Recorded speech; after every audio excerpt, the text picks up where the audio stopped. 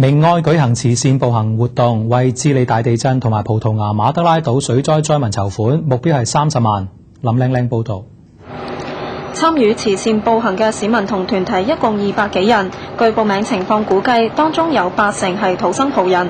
除咗為葡國水災籌款，亦都希望幫助到智利地震災民。因為好多天災呢幾年不斷都有啲咁嘅天災發生，俾佢知識呢度，我哋珍惜下嗰個環保啊，唔好因為而家地球暖化影響咗好多，你可以平均一個禮拜有2次地震嘅，好恐怖而家嗰個環境。希望大家多啲參與咯，壓力就都有啲啦，但係都冇所謂啦，都先試。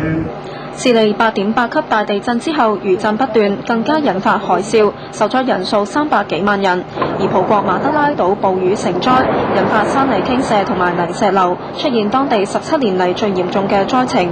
明愛舉行慈善步行活動，希望籌集善款幫助當地災民。睇到咧，澳門嘅市民咧，佢哋喺過去嘅賑災工作都會相應嚟講咧，感覺到一個不斷都有個天災咧，佢哋嘅回應咧都有選擇性㗎。咁我哋亦都因為喺嚟緊嘅將來咧有個賣旗咧，咁個別嘅團體咧去選擇喺賣旗嗰度咧係支持。喺呢段時間籌款係非常困難。目前明愛已經為2個災區籌到澳門幣10萬蚊，希望一系列籌款活動可以籌到30萬。澳門電視台記者林靚靚報道。